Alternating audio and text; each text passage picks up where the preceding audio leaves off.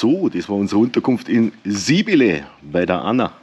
Schön war es da. Das Essen perfekt, wirklich super. Ja, das Bad habe ich ein bisschen zerstört, aber sonst war es gut. Frau, sehr gut gekocht, geile Unterkunft, kann ich nur empfehlen.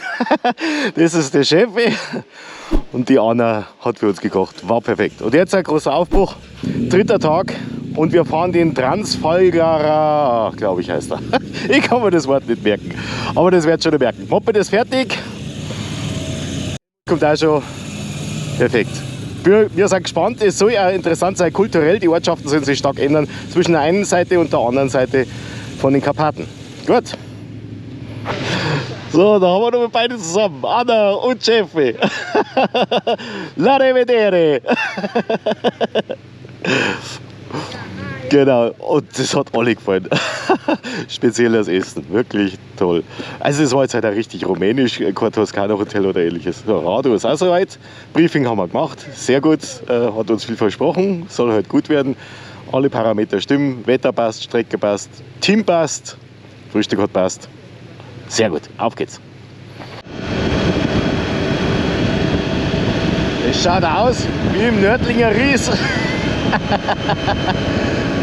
Schön. Da drüben auch schön. Auch wieder diese Schattierungen mit dem Licht, verschiedene Tiefen. Schön.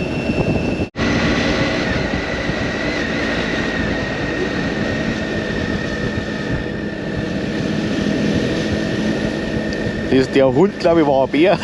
Habt ihr nicht gesehen, rechts unten. Spulst du noch mal so, geschaut mal nach. Das muss ein Bär sein, der Hund. Da wieder dieses Lichtspiel. Ganz hinten die hohen Berge, ganz schwach, leicht im Nebel, dann der Zwischenebene und ganz vorne im Dunkel. Der Berg, der uns am nächsten ist, ein wunderschönes Lichtspiel im Gegenlicht. Ich finde das so geil. Ah.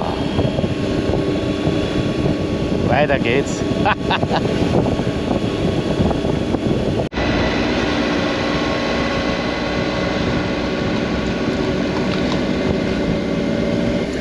Ich glaube, ich muss jetzt dann irgendwann aufhören, bei jedem Pferdefuhrwerk die Kamera einzuschalten, sonst habe ich nachher keinen Akku mehr, wenn wir auf die Berge sind.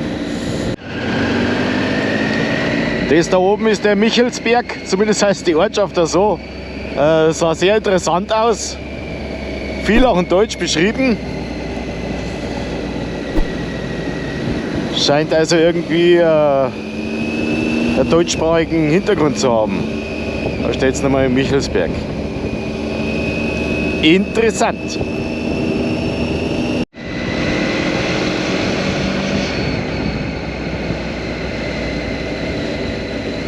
Da hängt jetzt der Nebel so in die Täler drin.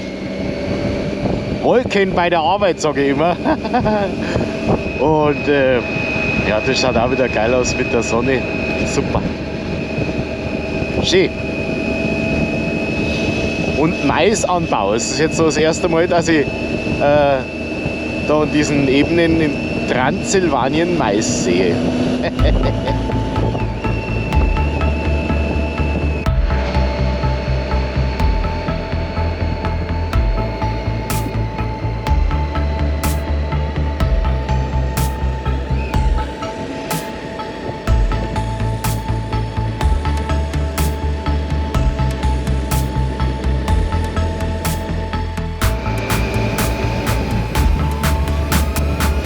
Jetzt ein Riesenkanal, man hat es aber nie gescheit gesehen, deswegen schneide ich es raus. Und wenn ich es nicht rausschneide, dann habt ihr es jetzt gerade gemerkt.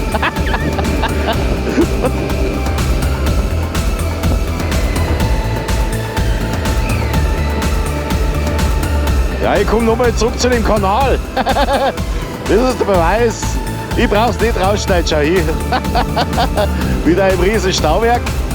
Schön.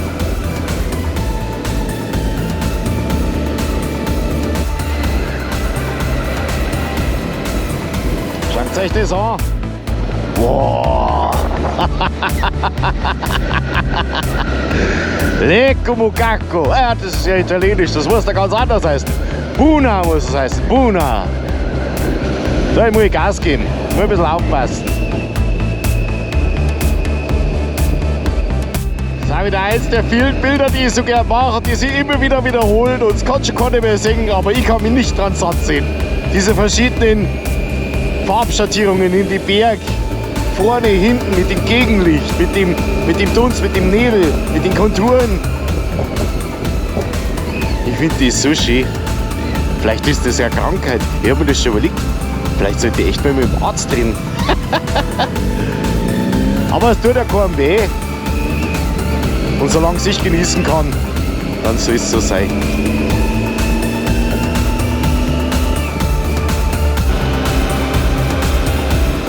So, wir sind in der Anfahrt zum Trans-Sagafaran oder so ähnlich. Das wird der Running Gag, glaube ich. Trans-Fagarasan. Und ja, wir freuen uns drauf. Auf geht's. Ich glaube, das sind ganz schlechte Aussichten für uns. Kurven, es gibt Kurven. Schaut aus wie die grüne Hölle von Rumänien.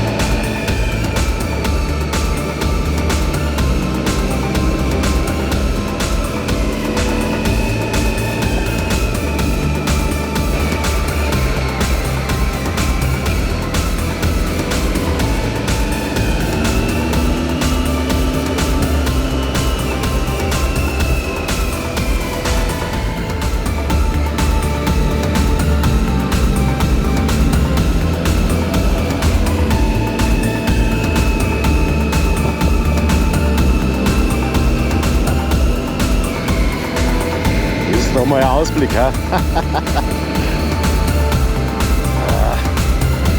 Schön.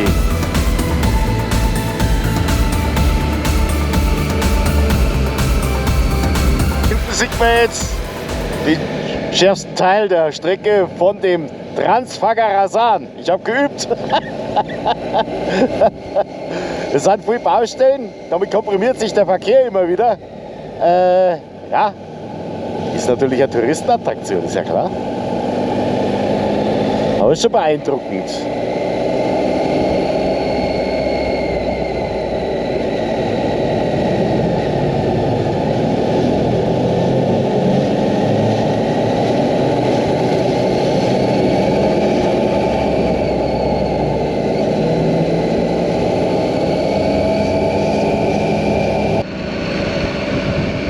Und was ich nicht gewusst habe, dass da eine Seilbahn aufgeht.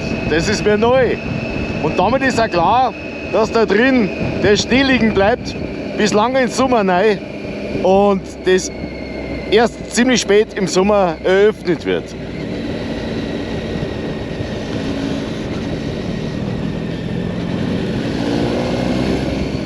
Da runter, schaut euch das an. Ist das geil, oder?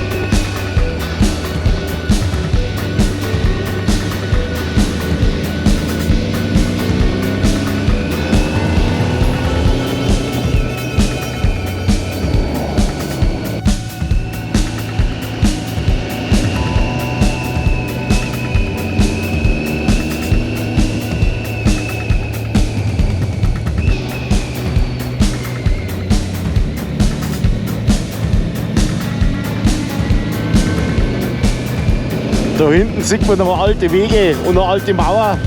Auch irre, oder?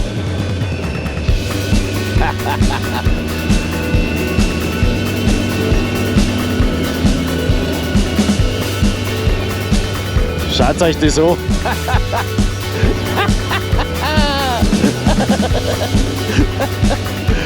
Ah, schön.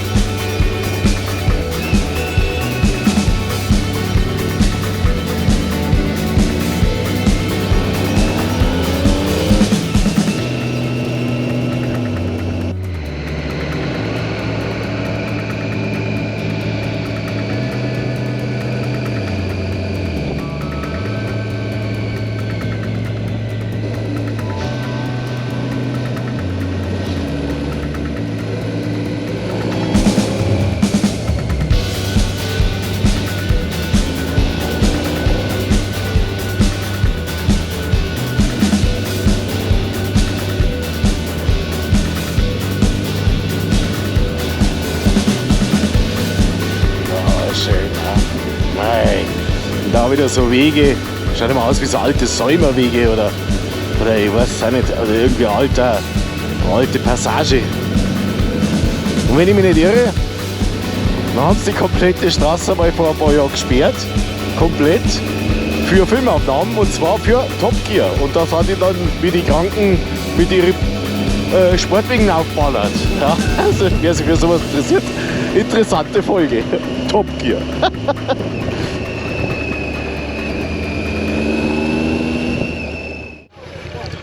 So, das scheint also der wichtigste Viewpoint zu sein. Da oben endet die Seilbahn. Und ja, wir sind auch herum. Schau uns die Geschichte mal an.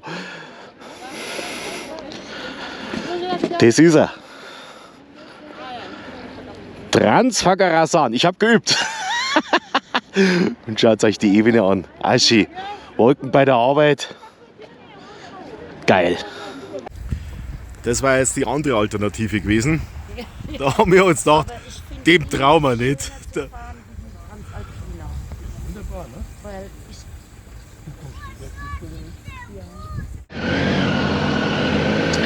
Ja, so ein bisschen geht es dann schon zu, gell? Das ist dann schon so wie ein bisschen am Stelvio oder am Gordoi. Es ist halt auch eine Touristenattraktion. Und die Leute leben davon.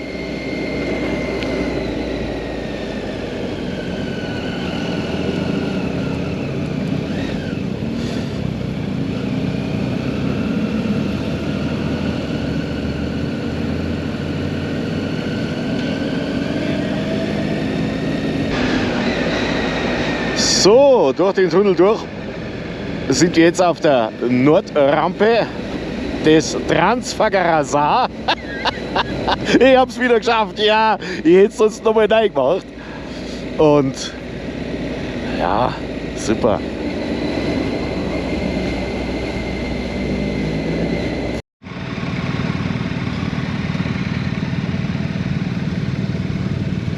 Also wir sehen, der Transfagarasan wird nicht nur von Autos, Bussen und Mopedfahrern genutzt, Radlfahrer haben wir auch schon gesehen, sondern auch von Weidevieh, das von der Gegend lebt und mal von einem Platz zum anderen zieht.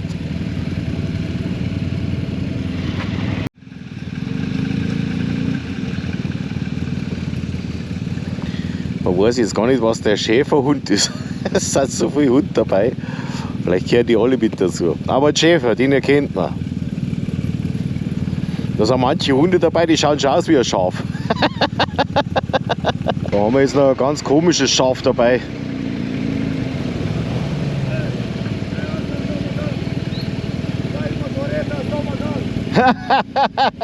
Also er hat jetzt tauschen den Esel gegen das Pferd, den Esel gegen das Moped.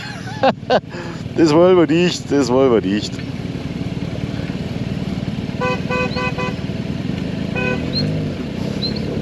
Merci, merci. Geil, oder? Schön. Da warte ich gerne mal. Jetzt könnte es interessant werden.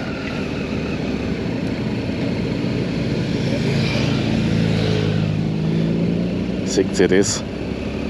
Seht ihr den?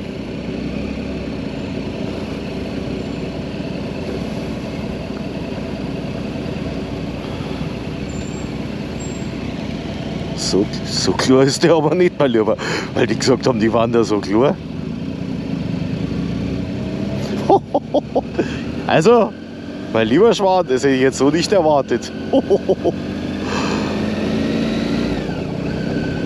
Es war außerhalb meiner Vorstellungskraft, dass da jetzt irgendwo Bären an der Straße sitzen und warten, bis irgendwelche Blödmänner Essen aus dem Wagen schmeißen. Aber tatsächlich so ist es, gell? Wow, cool. Das ist schon ein Highlight.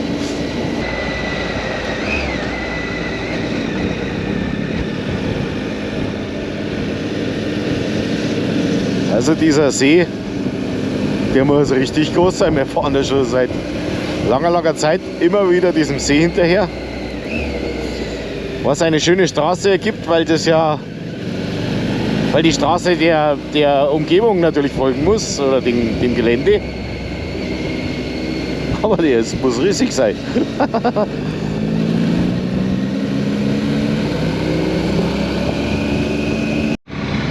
Das ist ein kleiner, ja.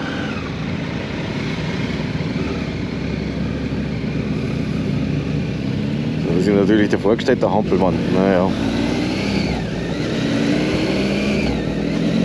Das war ein kleiner, ja. So heute gemeint sind die. Aber der andere, das war ja ein Brummer, hey. Huiuiui. Und da sieht man jetzt den See, hinten die Berg mit Sonne. Ha! Irre, ha? Wahnsinn schön. Es muss ein Stausee sein und hier muss auch die Staumauer sein. Und schaut euch das Ding an, ha? Was für ein Ding.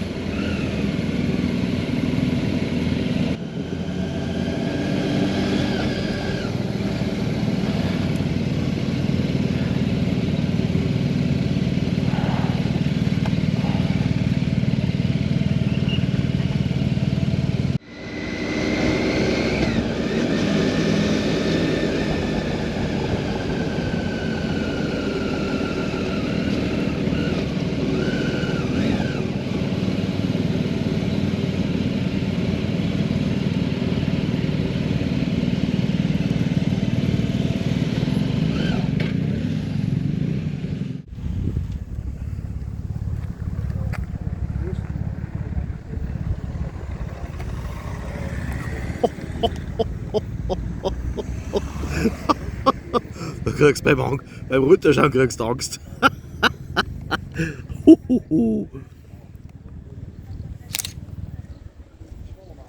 Wie viel Wasser das Ding halten muss. Ha?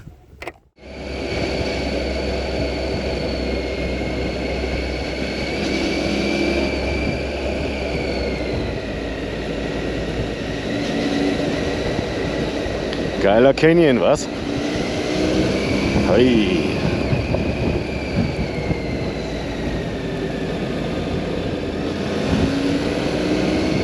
Da gibt es schon noch was zu entdecken.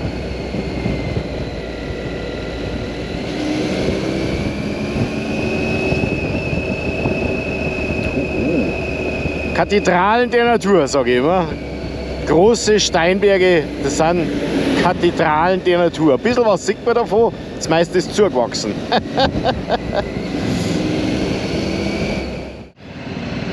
Ein großer und ein kleiner. Sowas kann gefährlich sein, darf ich euch sagen. Wenn die Mama ein Junges hat, muss man da aufpassen. Und wenn sie jetzt den mit seinem blöden Taxi nicht davor gestellt hätten, dann hätten wir alle was gesehen.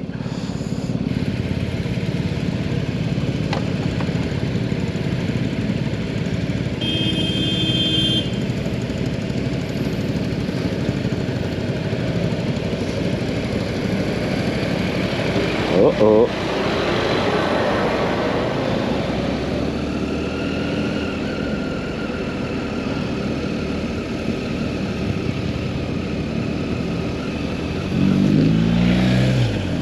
Cool. Also, wenn ich das richtig gesehen habe, dann war das jetzt ein Drilling. Also Mama mit zwei Kleinen. Es ist weiterhin außerhalb meiner Vorstellungskraft, dass sich da eine Beatstraße hockt und wartet, bis irgendwelche Blödmänner Essen aus dem Auto schmeißen. Das ist weiterhin so. Gut. Ja, trotzdem cool. Also ist jetzt blöd, aber trotzdem cool, ja. Weiß man gar nicht, wie man fühlen soll irgendwie.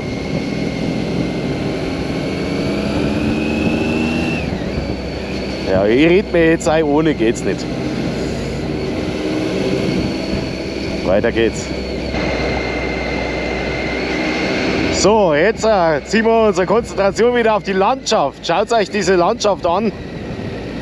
Es ist ein tief geschnittenes Tal, in dem wir uns bewegen. Mit schönen Gestein. Burgen. Oder Reste davon. Vielleicht sogar der Dracula schon. Ja. Und viel Mystik, also auch Wahnsinn. Wirklich schön.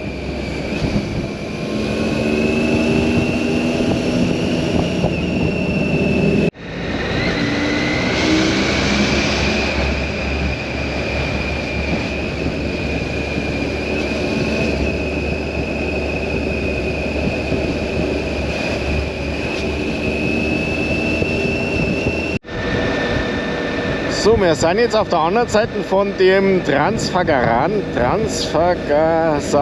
so jetzt. Und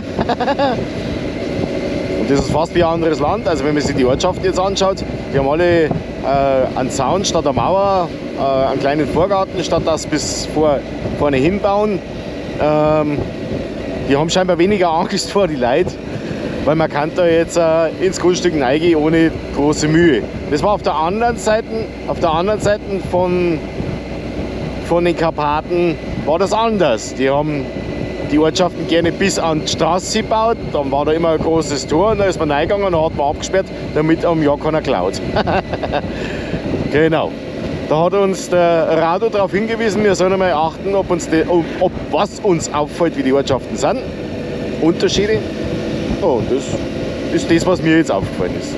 Gut, weiter geht's.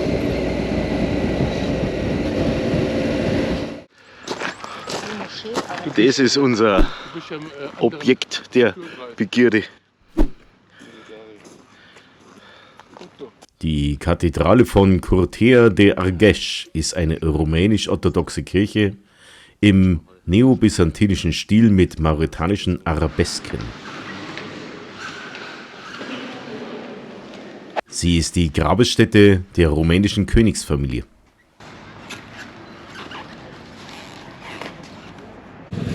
Gut, wir haben jetzt die Kirche angeschaut, wie gesagt, und haben jetzt auch noch so 60, 70, 80 Kilometer vor uns. Dann sind wir schon bei der Unterkunft. Gut, los geht's.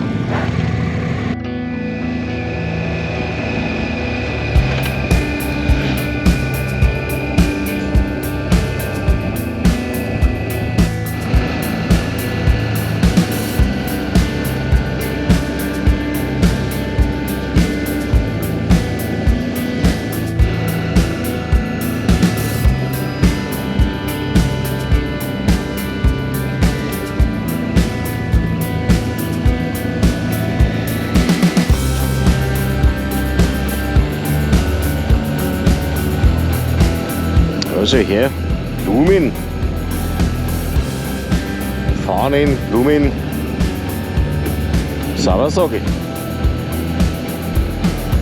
Schöne Häuser, saubere Geschichte.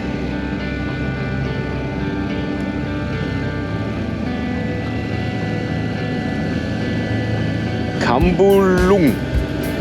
Ja, klingt so ein bisschen asiatisch.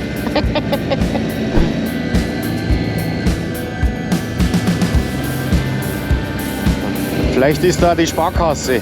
Ja. Solche Bauten sind normalerweise von der Sparkasse. Die bauen sowas.